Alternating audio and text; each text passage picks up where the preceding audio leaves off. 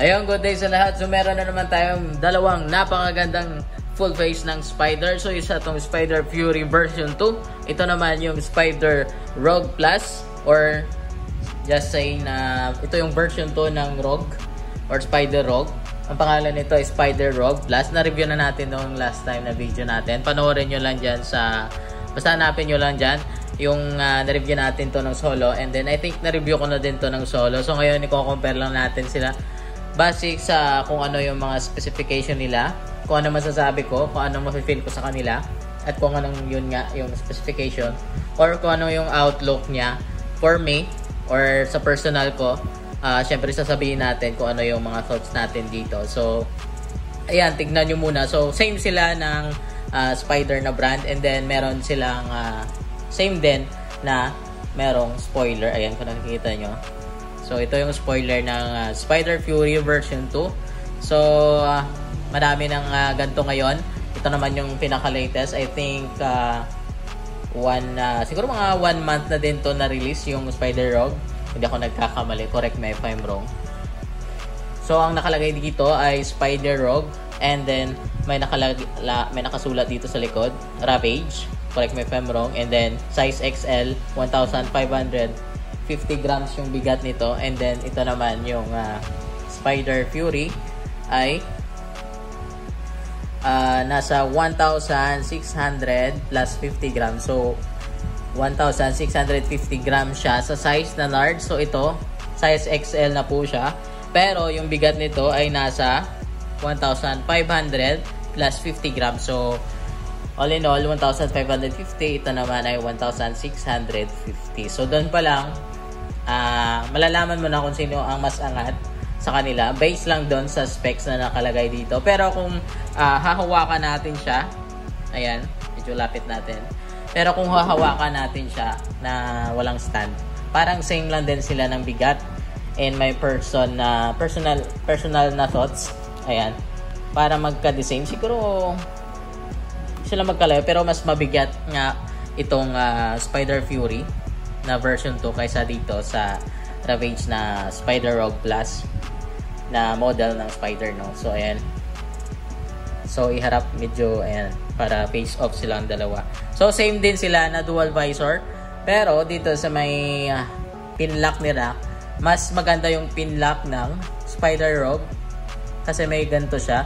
Medyo hindi ka mahihirapan kapag naglagay ka ng pinlock na peel off sticker na sa outer visor. Ganon din dito sa Spider Fury. Kung lalagyan mo siya, medyo wala po siyang screw dito. Ayan, kung nakikita nyo, parang sinasabit lang siguro dito kung lalagyan mo siya ng peel off dito sa kanyang pinlock, no? So dito naman screw type po siya. I think mas maganda to, or advantage to kapag merong screw type. Kung nakikita nyo dyan, ayan, yan. Tapos ayan, kapag hinarap, yan yung medyo tagilid lang kasi yung stand. Medyo natin, ayusin natin. Alright, ganun din dito. Ayan, medyo usog natin ang paganyan para makita nyo. Oh yes. So ayan, yung nakalagay naman, nakikita nyo naman, same sila. May nakalagay na pinlock prepared or pinlock ready. Spare visor, meron sila same. Tapos yung naka-install dito sa Rogue Plus, mirror type siya na visor, no? Dito naman ay black lang siya. So hindi ko alam, wala kasi nakalagay dito kung photochromatic yung visor nito. Walang nakasulat. Ganon din dito sa Spider Rogue. Pero sa kanilang specification ng sa likuran ng helmet, merong nakalagay na ECR 2205. Same din dito sa Fury. Ito 22.05 din yung nakalagay na specification dito. Ayan, kunin natin sa stand para maano natin. Ayan. Para mawakan natin. Ganon din dito. So medyo mabigat talaga si Spider Fury in terms sa kapag hahawakan mo na siya. Ayan. Mas mabigat po siya sa kay Rogue. So medyo mas magaan si Spider Rogue. Ayan. Pero same din sila, hindi sila magkalayo sa mga specs. Ayan. So sa bigat, mas mabigat si Spider Fury. So si Spider-Rog Plus naman ay mas magaan ng siguro mga 100. So ito 1650. So mga 100 grams yung less ng Spider-Rog, about lang sa kanyang weight. And then advantage din sa Pinlock Ready, mas upgraded si Spider-Rog. So pero before natin makalimutan, sa mga bago natin nagsusubscribe dyan or napadaan lang dito sa ating munting Facebook page and then sa munting YouTube channel natin dyan. So ako po yung nagre-review or nagtatalakay ng isang mga kagamitan sa pagmumotor. Mostly yung mga binebenta ko dito ng mga helmet, yun din yung nire-review natin dito. Kung ano lang yung nakasulat, kung ano yung thoughts ko, and then kung ano lang yung nakasulat nga dito, and kung ano yung nafe-feel natin, yun lang sinasabi natin dito. Sa mga nag-comment doon, sana ay nasagutan ko yung mga katanungan nyo. Sana nakatulong ako ng konti or nakapagbigay ako ng idea. I think nakapagbigay naman ako ng idea. At least, sa mga hindi nyo alam, at least malalaman nyo kapag or before kayo pumunta sa mga shop, pwede nyo panoorin muna yung mga review natin dyan about sa mga helmet na trending ngayon. So mostly dito, yung mga helmet na nagiging available ay yung mga entry level lang na mga helmet. Kasi yun lang yung binibili dito. So mostly, mga 3 plus, 4,000 plus. So before natin makalimutan, yung price nito, Spider Fury, 4,000 plus. I think yun yung price range ng Spider Fury na version 2. Sa Spider-Rog naman, nasa 3,000 plus. So, mas mura, mas magaan. Ito naman, medyo mahal pero medyo mabigat. So, pero sa aerodynamic, mas maganda sa aerodynamic yung Spider Fury. Grabe yung cuts niya. About lang sa aero type. Or naghahanap ka ng aerodynamic pang high speed. Mas maganda si Spider Fury. Kung high speed lang yung pag-uusapan. Kasi mas maganda yung mga aerodynamic cuts niya. Kumbaga yung airflow. Kapag high speed yung takbo mo, mas maganda dito. Ewan ko lang dito. Medyo plain lang kasi ito yung pabilog niya, tapos nilagyan lang ng spoiler na maganda, no? So, yun. Tingnan naman natin yung mga paddings dito. Ayan, before natin makaligtaan, no? So, same din po sila kung nagtatanong ka kung intercom ready. So, both sila, intercom ready. Ayan, may pabilog dito na space, no? Pwede siyang lagyan. Spider Fury check. Dito naman sa Spider-Rog, check din. Same din sila. About naman sa kanilang paddings, mas maganda yung design lang sa paddings. And I think yung fabric ng Spider Fury ay mas maganda. Advantage. And meron siyang emergency pull. Yun, panalo dun. Panalo ka. Kung i-compare lang natin dito sa dalawang to, mas panalo siya about sa paddings. Kasi meron siyang yung paddings na matagal ng mga moy. Yun siguro yung word. Meron siyang ganun na tela.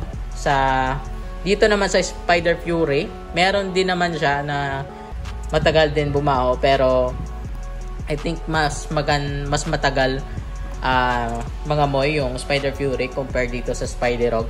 And yung about naman sa mga stitching, mas maganda yung stitching ni Spider Fury version 2.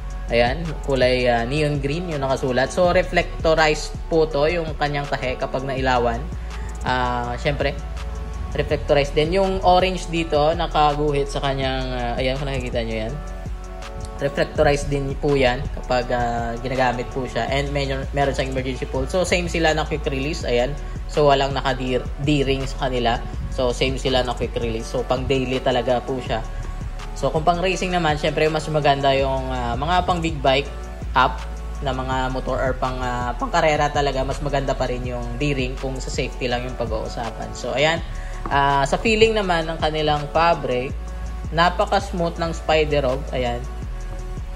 Maganda siya I think maganda to sa pisngi kapag sinuot or sa face natin. Mas maganda yung kanyang dito. Mafe-feel mo talaga na maganda yung quality niya. And dito naman sa Spider Fury, smooth naman siya, pero kung pagbabasehan lang natin silang dalawa or ko-compare lang natin yung feeling lang kapag I think in-imagine ko kasi kapag sinuot ko to, medyo magaspang ng konti kasi meron siyang parang square type na mga drawing or I think yung stitching or basta yung design niya sa paddings niya, meron siyang parang may mga screen siya na sobrang liliit. So dito naman parang straight lang po siya, kaya mas medyo smooth yung paddings ng Spider Rogue. Excuse me. Ganon din dito sa okay naman din yung Spider Fury. Smooth naman siya. Pero kung wala kang bonnet, mafe-feel mo yung difference talaga na mas smooth yung Rogue Plus kaysa sa Spider Fury. So, ayun lang. Hindi naman to, kino-compare lang natin, syempre. Ayan is ER 22.05 and then dito, ganon din is ER 22.05, Spider Fury, Spider Rogue, ayan. Same din sila mga nakasulat.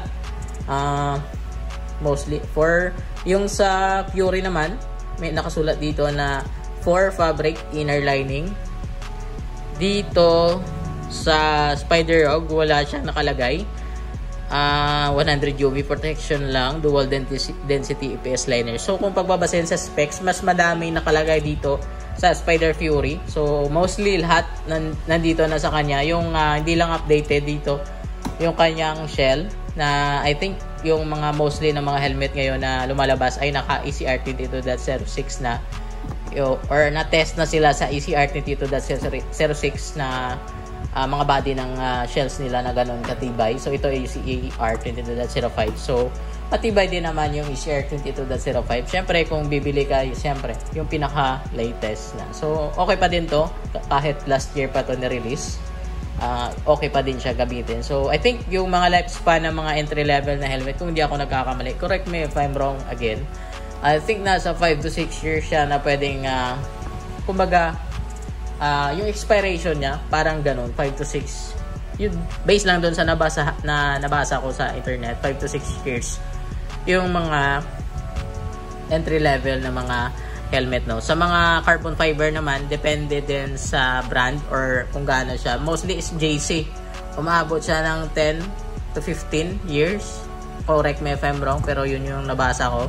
And then sa mga kagaya ng mga Sec, Jelly, Spider, I think nasa 8 to 10 years siya na maganda pa rin gamitin or hindi pa siya expired yung kanyang carbon fiber. Correct me if I'm wrong.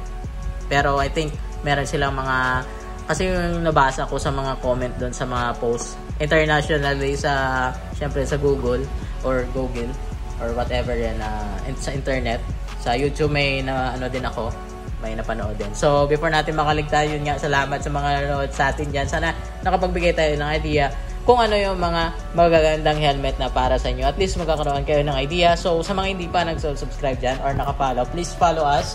And syempre libre lang naman yan. And yun nga, updated ka pa sa mga uploads natin, no? So mostly tungkol lahat sa pagmumotor, helmets, gears, whatever na available dito sa shop. So buksan muna natin para makita nyo yung about naman sa kanilang ayan, sa outer visor or look ng outer visor.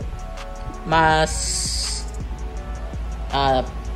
kung i-compare natin silang dalawa, medyo pointed si kasi meron siyang aerodynamic cuts. Meron din naman si Spider Rogue, pero parang kung overall na titignan mo siya in person, pareho silang sharp or pointed na helmet, no? Tapos medyo pabilog lang yung shape dito. Ayan. Maganda din naman yung kanilang mga shell na ginagamit, no? Or updated na siya sa aerodynamic. So yun nga, mas lamang si about lang sa specification, mas lamang si Spider Fury. Pero kung mas magaan naman yung hanap mo at mura lang, si Spider Rogue ay maganda din kasi updated din naman yung iba niyang specification.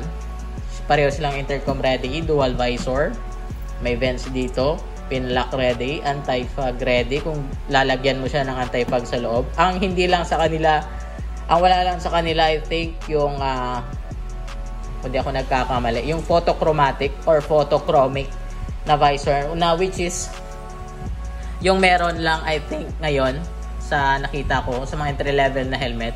Si empty helmet pa rin yung nangunguna sa may photochromic na visor na entry level na helmet na na-release dito sa Philippines, no. So yan lang I think. Buksan muna natin to before natin Pero meron silang same na may minimal lock. Ayan, dito may minimal lock po sila. And then silyado din naman yung mga kanilang mga goma dito. Ayan. Siguro kapag uulan ay hindi siya masyadong or madaling mapapasukan kasi fully loaded sila ng mga goma dito. Ayan.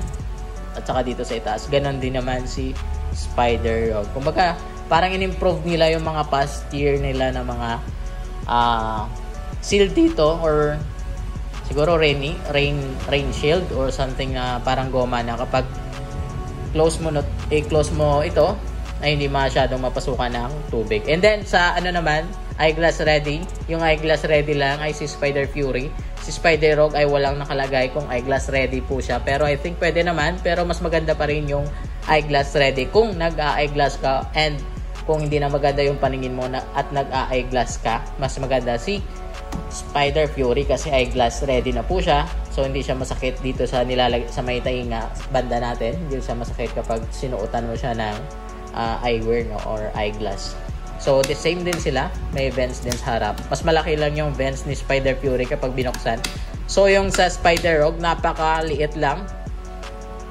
Sobrang liit ng air intake ng Spider-Rogue compare natin sa kay Spider Fury. So sakto lang yung price nila sa bawat design or specification na nilagay sa bawat helmet, no. So kung gusto mo ng sobrang kumpleto na siya pero maganda din sa high speed, magandang design, halos lahat nasa kanya. Spider Fury, konti na lang kasi yung idadagdag mo, yung lahat ng specification na hinahanap mo nandito na sa Spider Fury.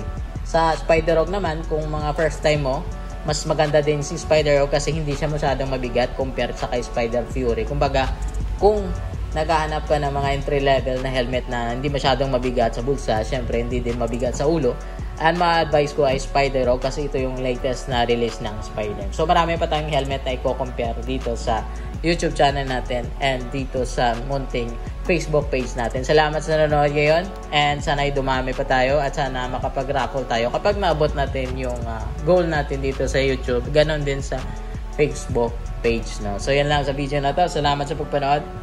Peace.